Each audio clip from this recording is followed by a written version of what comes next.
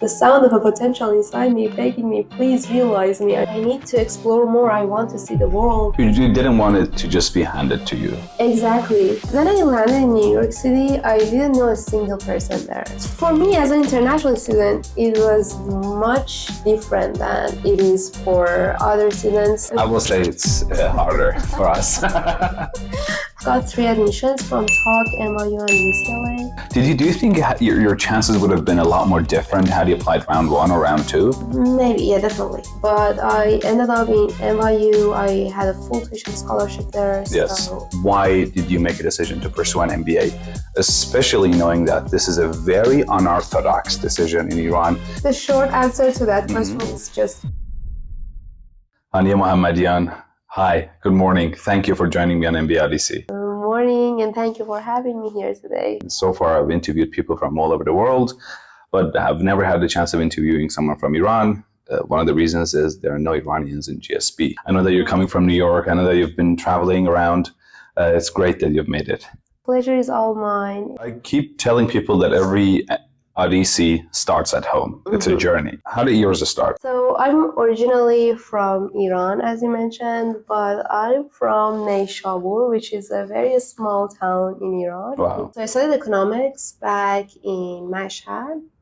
Then after graduation, I started my family business, construction, wires and cables, a copper, and we do own the whole supply chain from mining to distribution channels. So it was like working in that family business gave me a lot of exposure about like different parts of the supply chain. And was that the only job you had before applying for an MBA program? No, when I decided to start an MBA program abroad, I knew that I like consulting, so I wanted to try consulting for a while and see if that is exactly what I want before entering business school. So I joined a consulting firm in Iran, which was established by an ex-BCGer. Yes. It was also a very good experience for me, lots of learning in it. It's interesting that you joined a consulting firm in Iran because I think the industry as a whole is very new in Iran. It's not a mature industry. It's almost unknown to a lot of people. People won't even understand what it means half the time when you tell them. It is like in lots of the Western countries and some of the... Did you feel like the type of jobs you were doing in Iran was kind of similar, or was it like really in its infancy? In most parts, I did have a similar experience. And in some parts, it was like 2 different worlds. But I'm not sure that if this difference is coming from like culture differences between like Iran and US, or is it about non-maturity of consulting in Iran, you know? I learned a lot in Iran. And then that was the job you had right before applying to business school? Exactly, yeah. Of course, there are less resources in Iran. For example, a big part of consulting for me is the learning part. It is a mentorship part. So when you get less mentorship and less resources, then you don't experience consulting that much, you know. But in terms of like strategies you come up with, like kind of problem-solving approaches you utilize, they're mostly similar. Was it difficult for you to leave the family business and do consulting? And like a follow-up question on that, how much did you actually manage to leave the family business? Because I know when you're part of the family business, like I am, every dinner table is a business meeting almost, Exactly. Even though you had left the business, and how difficult it was for you, you will explain that to me. But had you actually left it, or were you kind of like partially half-assed still with the business going on? Yeah, as you mentioned, like you can never totally leave the family business, because like with every single conversation I have with my dad, with my uncles, with my cousins, the family business is part of those conversations, and you can never eliminate that. I felt the pressure that I had to continue this business, like be the next generation of leaders here. And at the same time, I didn't want to take an opportunity that I've been given to. I wanted to own my achievements. I wanted to build something a little bit on my own. And that was when I could like feel the achievement.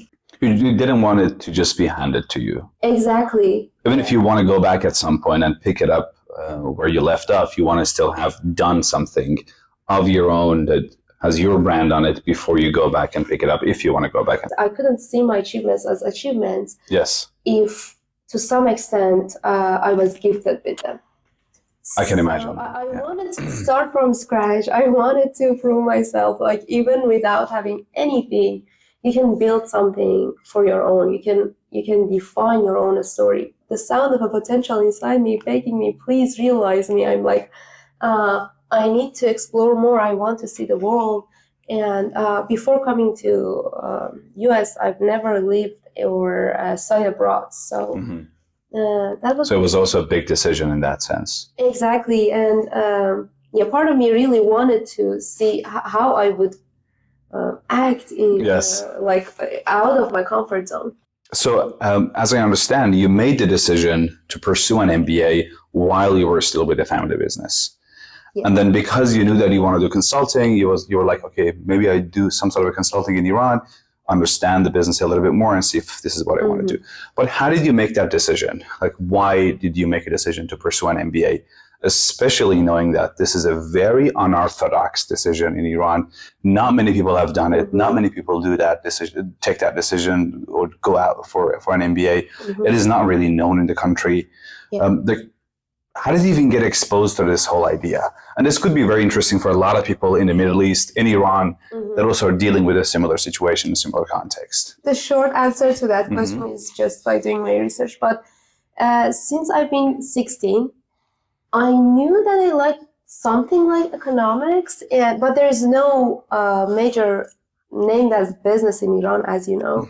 And if there are, they like you don't get exposure of like studying business here.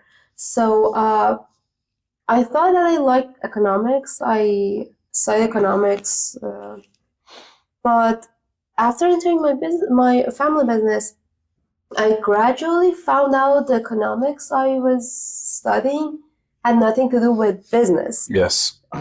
So it was like a need I really came up with, like just by doing my daily tasks. I figured out, I don't have these skill sets. I need to fill that gap, and then started researching on how I can like answer these questions, and realized that MBA is the right program for me. And after starting studying my MBA, I figured, it has always been what I wanted to do. I can imagine. Yes. And then, so what did you do? Like, which year was it that you were applying? What kind of schools did you select? How did you go about that selection? Like, what was your process of going about the school selection? I really wanted US, so I just opened US News website, selected first 15 programs, and applied to all of them. That was my only strategy. But I applied in third round. For all the schools, you applied to the third round? Third round. Wow. I almost always tell people not to apply in the third round. And here it is, an anomaly, if you will. Okay? A successful anomaly, so that is possible. And I got 3 admissions from TALK, NYU, and UCLA. But I ended up in NYU. I had a full tuition scholarship there. Yes. So, yes, I can. Do you think your chances would have been a lot more different had you applied round 1 or round 2 of the year after? I don't know, and I would never go back and think about it. Like there's nothing I can change about it. So no, it's more like for other prospective applicants. Of course, your chances are higher in round 1, round 2. Okay. But what was the hurry? Like what did you like? What were you hurrying to go ahead and apply in round 3? Like, why could you not wait a few more months, go round 1? What was the decision-making process? It was personal and needs to be cut, but Mohammed was coming, and I just wanted to come. You can say my boyfriend is coming. Okay. Yeah. But then you ended up being here before him, yeah? Yeah, so the visa process is more for him. So I'm always, I don't know, I just plan way ahead of time. So. Yeah, I can imagine that. Well, things we do for love. Yeah. For a lot of people who are applying from Iran or a few countries like Iran, we know that the visa process is a daunting task. It's a behemoth in and of itself.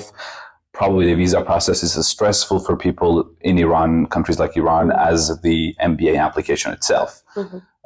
And that's why a lot of people say, do not apply round 3, because if you apply round 3, you don't have enough lead time for your visa appointment, for your visa application. And as we know, a lot of Iranian students go through a clearance process, which the State Department does some background checks and stuff on Iranian applicants. So was that stressful for you? Did you think that you may not get the visa? How did that work out for you? Yeah, definitely. So I once got rejected from Armenian embassy. Armenian? Yeah. Okay. And for those who don't know, there is no American embassy in Iran. So a lot of Iranian students who want to come to the US, they have to go to the embassies in one of the neighboring countries. Often Armenia, Turkey, Emirates, sometimes Oman, countries like that. Yeah. Exactly. Yeah, so I got rejected once, and the second time I applied for my visa in Qatar, I could get my visas right away. It was multiple entry. They gave the visa right away. But the problem was that I didn't know that being a self-funded student is becoming a thing for Iranian students. Before that time,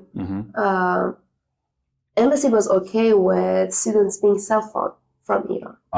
But then out of a sudden, they stopped issuing visas for the students who were not PhD students, who are typically not funded.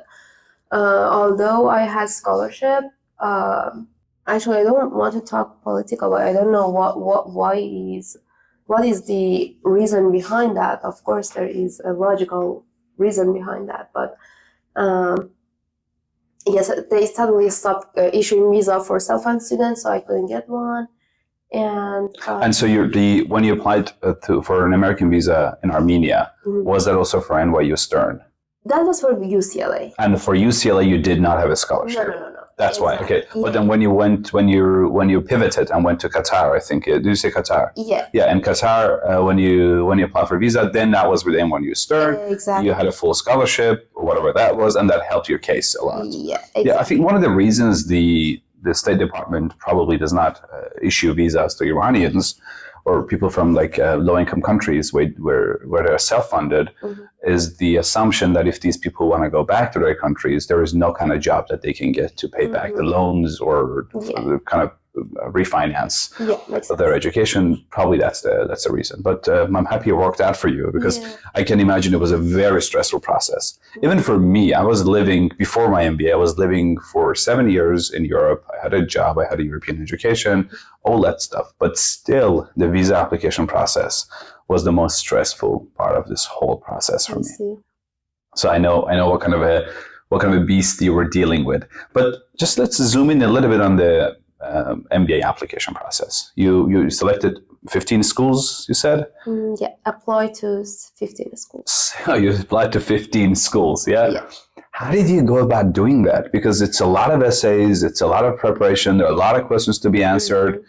Did you do it all yourself? Did you use any resources? Did someone help you? And what kind of a recommendation do you have for people? Yeah, so the most challenging part is the essays, right, as you mentioned. So my strategy for essays was to start with GST question. What's the most important to you? So answering that question, I didn't limit myself to 1,000 words. I just started dumping down whatever you had in your head. Yeah. All the stories I found interesting, everything I wanted to share about my values, about my background, everything. And I had this huge file of everything. So with every new application I starting to fill out, I would just choose the relevant parts and kind of stick them together, just thinking about the transitions and making a holistic story out of it. Yes. So I kind of had the raw materials. I just needed to construct them. Yes, pick and choose whatever you have to say for whichever. That's a fantastic process, by the way. Did you use an admissions consultant? No. Okay, it's funny that you say that because a lot of admissions consultants start with that process. Mm-hmm. So they will, I didn't use it either, but I know how the process works. For some of them, they would send you a huge questionnaire and they would ask you to answer a lot of questions there. They will ask you to probably do a whole brain dump of your life, the stories that you've been through, the things you've done, and that becomes the raw material, as you said, for your application. And then you can pick and choose what parts to keep for which essays. It's fantastic that you have done that. And did you take the GMAT or the GRE? GRE. You took GRE. Okay. Was it possible to take it in Iran? Yeah. Okay. GRE takes place in Iran. Still, you can sit the test. Only GMAT is you have to go like to take your emirates for that, but like GRE is still there. I'm not sure about now, but 2 years ago when I took it, it was still there. And this GRE was possible to take in Iran. Yeah. Again, for many people, some of these tests are sanctioned either by the US or by the Iranian government, and sometimes students need to go abroad to be able to take these tests, adding to the whole complexity of the application process, as if we need more complexity already. It's great. So did you also interview with more schools, or did you just interview with 3 and you got admitted to 3? No, I think I interviewed with 5, got waitlisted on the other 2, which was I think Darden and Haas. Yeah, but I personally preferred NYU and UCLA over the other 2. I can imagine. I didn't follow up with them. Understood. And then you got into NYU Stern, which is fantastic. You guys have an amazing campus, if you can call it a campus. I love it. It's around the Washington Monument, yeah? Yes. Yeah, so it's Washington Square is our campus. Yes, Washington Square is your campus in New York City. Yeah. In New York City. It's great. I've walked there a lot. I've taken a lot of pictures in and around the area. It's a great neighborhood. A lot of cool cafes, cool restaurants. But I'm sure when you first landed in the US, in JFK, I'm assuming, and then when you went to New York, you were not thinking too much about the cool cafes and restaurants. You had a lot more to figure out. Yeah. How was that? How were the early days? How was the process? Yes. So for me as an international student, it was much different than it is for other students. I'm not saying it's easier. I'm not saying it's harder. I'm just saying that it's a different experience. I will say it's harder for us. No, maybe. But when I landed in New York City, I didn't know a single person there. I didn't have any friends and families. I didn't even have a SIM card or bank account to Uber from JFK to the hotel I reserved for. Wow. And so I spent 2 weeks in a hotel, found an apartment in New York City, and God knows what a disaster it is to find an apartment in New York City. And started ordering my stuff from Amazon. I started sleeping on a couch while my bed was on the way. I can't even imagine how you did that. Because when I came here, as I said, I was coming from Europe. I had my European bank account, my credit cards, all that stuff. And it was difficult for me to get set up, yeah? I just cannot imagine how you did all of that stuff. So I only had cash. And pretty shady, yeah? Do you want to give another FYI about how opening a bank account is harder for Yes, Iranians? for Iranians, opening a bank account in the US is almost impossible. In many cases, it's very difficult. Also, due to the financial sanctions, Iran is completely cut off from global finance. So even if you have your Iranian bank account, there is no way that you can use the card you have, the debit card or the credit card in Iran, to do any payments abroad. So a lot of Iranians, when they travel abroad, they have a huge issue when it comes to payments. So people carry cash, and I'm assuming you were carrying a lot of US dollars when you were visiting, which is another risk in and of itself, because it could get stolen, or you could get flanked at the airport for carrying too much cash. Exactly. Well, yeah. So while staying at the hotel, I was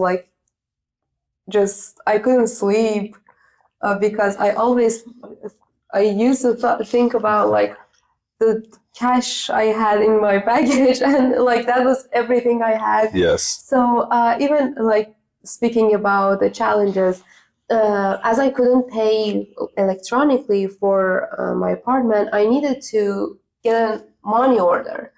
And getting Yes. a money order was something that I've never done even in Iran. And like doing all those things here when you don't know any legal terms and anything, it was just quite a challenge. And at the same time, I wanted to recruit for consulting. So I needed to start the process right away. Yeah, So I had it's a nightmare. classes, I had recruiting, I had the move. At the same time, everyone in business school was talking about happy hours, networking events. Cool ideas. Oh A lot of God. jobs you've never heard of. Exactly. What is private equity? You need to go attend to every single travel because that's where you make your lifelong friends. Yes. And just this feeling of missing out of everything on everything was something that like was killing me. Like it I was, can imagine. the pressure was about it's about like imposter syndrome. Yeah. You feel like you're not Supposed to be for there. these, for this environment and everything. So I feel like just the move and the culture shock you face makes it a very different experience for international Yes. students. And yeah, I needed to come clear to myself that, honey, you cannot handle everything together. Like you cannot handle recruiting, classes, making friends, like exploring all these new doors that suddenly have showed up, and Settling in. selling exactly. Finding a life, like finding a routine, like how do I do my laundry? How do I cook? Like where do I get this? Where do I get my groceries? All that stuff. That's still a part of life you have to figure out, yeah? Yeah, imagine all of a sudden you have to do all the dishes on your own. You have to cook 3 Okay, times a day. that I have been doing for the past God knows how many years, yeah. But I could imagine, yeah. Yeah. But no, so congratulations, because not only did you survive, but you thrived. You did everything that you had to do. You went through the recruitment. You landed one of the best jobs that one could land coming out of a business school. You landed a consulting internship with BCG in New York City, the pinnacle of it. It's awesome. And you even hosted me at your company like last summer when I came here to start my MBA. Yeah, I was in New York and we visited your office. It's a gorgeous office. I keep telling people that your office is like a few pages out of an interior design magazine. Oh It is. I don't know if you guys use it. Don't forget to mention the free coffee. Oh, free coffee, great food bar. Great food. Didn't you pay? I didn't pay for lunch. No. No, it was fantastic. Pay Yeah. or nothing. Yeah, it's like the New York office is just an incredible. It's phenomenal. Like Hudson Yards, great views of Manhattan. It was fantastic to be there. Tell me a little bit about that. How was it? How was your summer internship? How hard was it to land it? And then how was the experience? I'll start with this, that the first lesson business school taught me was how to prioritize. As I mentioned, like everything was so overwhelming that I needed to prioritize and come clear to myself that I only have a specific amount of time and I need to like spend the majority of that on recruiting for the first 3 or 4 months. I had a year and a half to figure out like other opportunities, to figure out like to find friends, to network more. So I focused 100% on recruiting and consulting recruiting. I rarely went to any of the Social events. Social events, which I don't encourage people to do that, but like that just worked for me. So I focused on my recruiting. It was the soft skill set was actually harder than the hard skills. Mm-hmm. Like casing was kind of like a routine thing you do, like you learn by doing. Exactly, like you have a lot of resources, but the hard skill part, I'm being honest. The soft skill part, you mean? Exactly. Yeah. Oh, yeah, sorry. Yeah. The soft skill part. I'm being honest with you. I literally didn't know what a coffee chat means. Mm-hmm. I was like, do you really go have coffee with people? And like, what questions you would ask? Like, what questions you would ask in corporate presentations? Like, how do you small talk? And it wasn't just about me. I think many of international students haven't experienced that in Yes. a professional settings in their home country. Yes. So that's something that's very US specific, and I needed to like get prepared for that. And yeah, but it You did, all yeah? worked out. Yeah.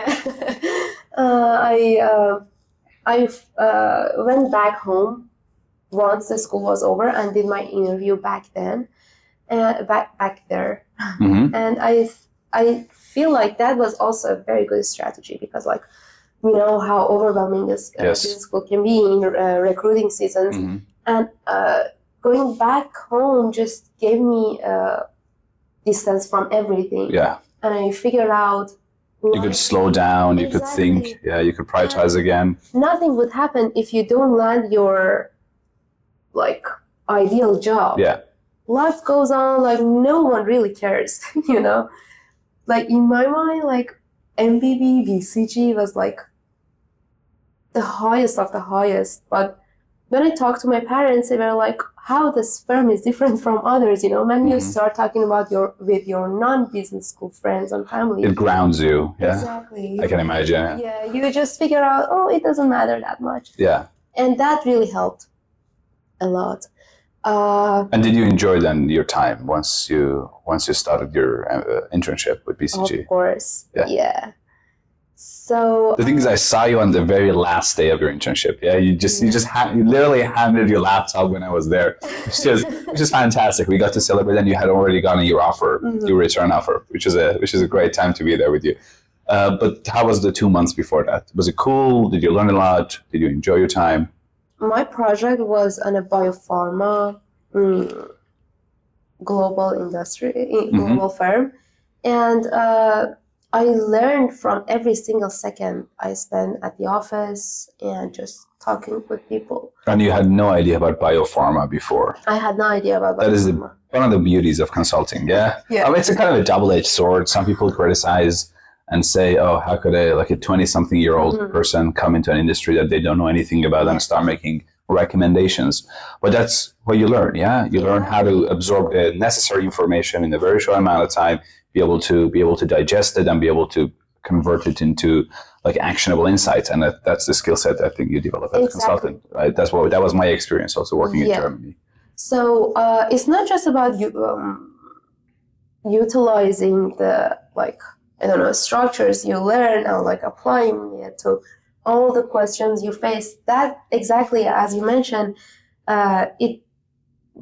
it's a skill to like absorb whatever you want in a short amount of time and just quickly get the main points and just move on. Yeah. You don't need to understand every single part of it. So that was a very big part of my experience, learning how to quickly absorb and quickly move on.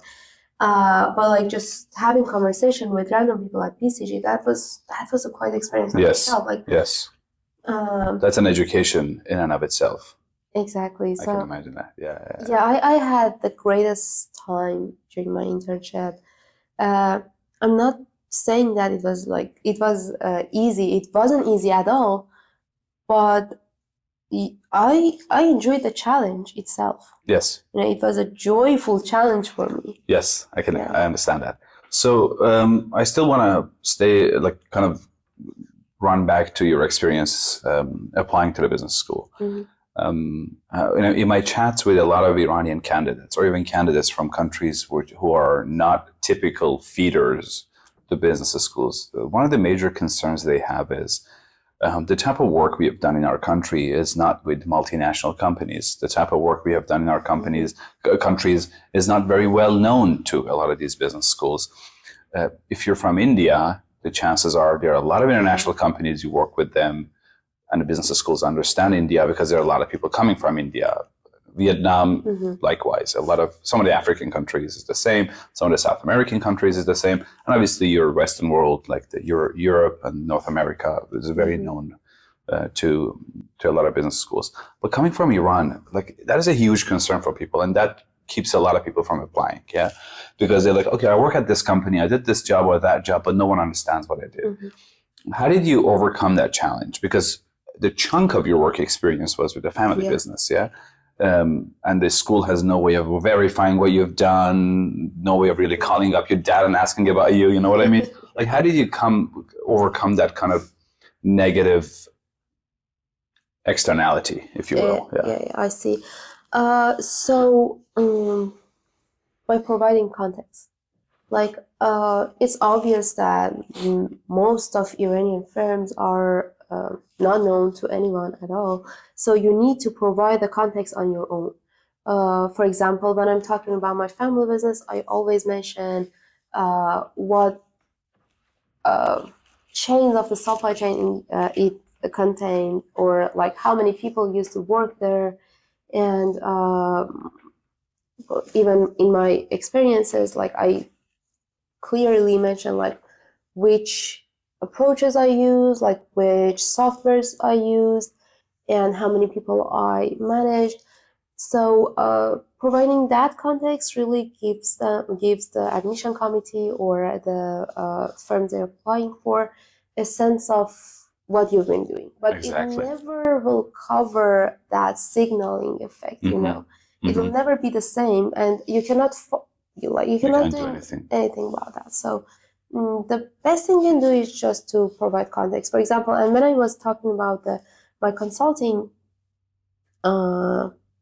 experience, I used the word like founded by an ex-BCGer. Those are the ways you can like add a little show bit the color. credibility of your experiences. You know, otherwise there's no other ways. And one more fact that is that you can never mention the dollar amounts in your experiences and the size of the companies you've been, but you can always use percentages. Yeah. You know. For people who may not completely understand Hani's point is a lot of countries deal with a kind of a low value currency, and when you convert your salaries or convert the amount of impact you've had from your home country's currency to the US dollar or to euro, it seems very insignificant. Yeah, it seems negligible. So that's why it also doesn't work in your favor. As you said, working with percentages, with growth rates, with how many folds that you grew the business, that is something more meaningful and more understandable for the admissions committee. One of the other questions that a lot of Iranians and people from low-income countries might have is how difficult is it to integrate in the American society, like coming from those kind of countries? Will you get the opportunities? Will you be able to live a typical American life once you come here? Like, how was that experience for you? What do you tell to these people? So, I've only lived in New York so far, and I don't think there is any typical American life in New York.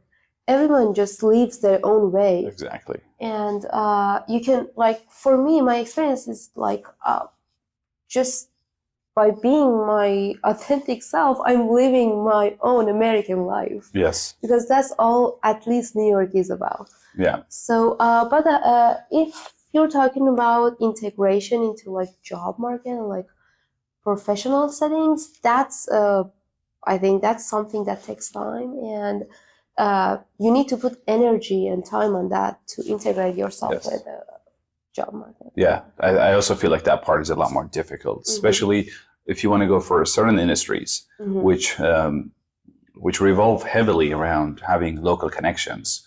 Then you are kind of at a disadvantage. For example, if you want to get into VC, and VC relies a lot on knowing people, knowing the founders, knowing the VC funds, knowing the people who have money in a specific ecosystem. And when you come from abroad, regardless of what you have done abroad, that is the network you have built, whomever you know in your own context, back at home or in any country that you have, is not really transferable to the US. Whereas consulting, you can do it in Iran, you can do it in Germany, you can do it in India, you can do it in the US. And for the most part, it's the same. So I can imagine for a lot of internationals, breaking into certain industries, which are relationship driven, are a lot more difficult, at least in the beginning. Like you need to spend a few more years compared to a person who, in our example here, is from the Bay Area. Like if you're from the Bay Area, you've worked in the Bay Area, you went to college somewhere in California, you already know a lot of the landscape, But if you're someone who comes from Germany, someone who comes from Iran directly, like jumping cold into it, you don't know anyone, you don't know anything, you don't even know all these firms, you don't know anything, So that puts you at a disadvantage. Exactly.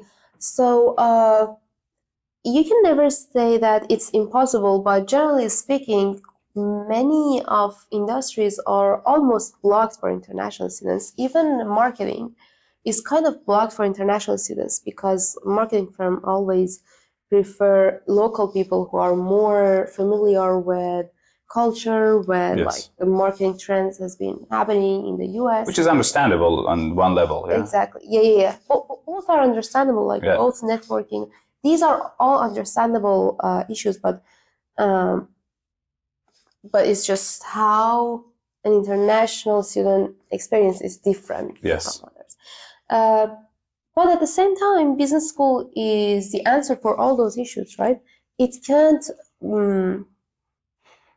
It can answer it like it cannot like open Every door for you perfectly, yeah. exactly. Yeah. But you attend business school to like make your own network. Yeah. And like pivot to the firm, to Yes. the industries you want. It's a great starting ground. Yeah, it gives you a great like baseline. Yeah. And people you know, and maybe like not today, but maybe 5 years down the road, Exactly. then you are that person who understands this world, this context, and also understands their home country, and they could, for example, join a marketing firm. And then that makes sense, yeah. But maybe not in the not in the get-go. Yeah, that might be different, yeah. Yeah. So this 2-year MBA program is not just about these 2 years; it's like a lifelong resource for you. Yeah, and maybe not at the very beginning, but like as you mentioned, in longer term, you can always get back to your classmates, to alumni, to the network you have with the school. Yeah, we can imagine. So you're coming back from a very exciting trip. You were in India. I kept seeing the pictures on Instagram, and I was in India a year ago. I was like, dude, I want to go back. This is so cool. I'm sure you've enjoyed it. You were carrying a little bit of a cold, obviously, from all the traveling and the exposure. But how was it? Like, were you there with the school? Were you there with the school friends? Like, tell us a little bit more about that. Yeah, so it was one of the most inspirational experiences I've ever had in my life. It was one of the signature projects happening in India, and through that we were guests of Dhani Foundation, which is like I think Asia's second largest foundation. Dhani Foundation. Yeah. Okay. And they support a non-profit organization named KKM, which we are going to like solve a project, like do a project for them. This KKM organization, they provide services, educational and healthcare services to more than 7,000 students. Wow. And so we spent 5 days in Kapadganj, a very small city or even village in Gujarat state in India, and then 3 days in Mumbai and 3 days in Delhi. But the most interesting fact about this trip for me was that I started to recall some of the values I forgot about during the past year, being busy with recruiting and business school stuff. I started to find out how being an impactful person and like changing someone's life to a better life means a lot to me. Yes. And I was reminded that there were many moments in this trip that I had tears in my eyes. Yes. Just by hearing those stories. So it kind of showed me my long-term path. It acted as a refresher for you. Exactly. Yeah. Yeah. And then away from the metropolitan life of New York City, the cutthroat, the people elbowing you on the subway to just get through, and then the business environment, you kind of step back a little bit from that. You're like, okay, there is also impact out there. I could also do something about that. Not that business is bad or wrong or evil, but then you could use that to create a lot of impact. So you need money to be impactful. No, the beauty of this project is that it doesn't separate nonprofit and business. Yes. It's trying to do like philanthropic business. Yes. So how to design a business in which like the value is not tapped in the like mid-level, the Trickles rural down. level exactly benefits from Yes. the majority part of the value created. Yes. So that is why it's like very interesting for me, because it's the mixture of like philanthropy and business. Yes. And yeah, you combine those two areas. I totally understand and know that you have that in your heart. I remember when I was applying to business school, you also helped me. That was your philanthropy. And I also know that you still keep in touch with the community in Iran. You hold sessions for them. And I think it's very noble. I really condone that. And I hope a lot of people can join your sessions and learn from you, and then use your experiences to be inspired and to kind of craft their own journeys afterwards. I hope so. Yeah, it's like it's all about paying forward. I've been like someone has helped me, and now I'm just paying forward. And I hope the coming students will pay it forward to new generations. Yes, it's fantastic, and I hope people watching this interview will also enjoy that. Will also then reach out to you for more questions, be it on LinkedIn or other social media platforms. We are towards the end of our interview. Is there anything you wanted to say that you didn't get a chance to say? When I started thinking about if business school actually worth the money you pay, and the time you spend. Yeah. And the time you spend. Actually, the time is just having fun of it, like taking a break from your job. So I wasn't thinking about that part, but I used to just think about the job I'm going to get after business school, and if that is going to worth it. But after 1 year and a half in my MBA, I kind of figure out, I learned things that I didn't even know that I didn't know. Yeah. I didn't even know that those things even exist. Yeah. And I can add to my skill set. And if I want to reassess my MBA journey, I would say it definitely worth it. Because it's not just about career improvement. It's not just about like developing your skill sets. It's a 2 year of reflection, self-reflection, and exploration.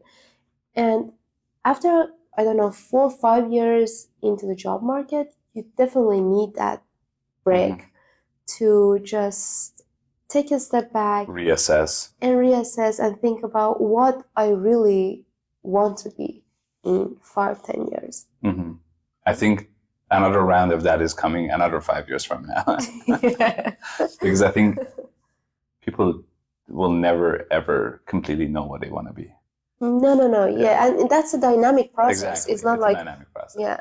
Thank you. This was great, Hani. It was amazing. Thank you for coming here. It was great having you here. I always say every Odyssey starts at home, goes through a journey, and hopefully at some point there is a homecoming, literally or figuratively. I hope you will have an amazing journey. I'm sure you will have an amazing journey. And I hope I'll be there to see that. Thank you. I enjoyed our conversation, and I enjoyed just being there and enjoyed being here. Thank you so much. Absolutely. Good luck with everything. Okay, thank you.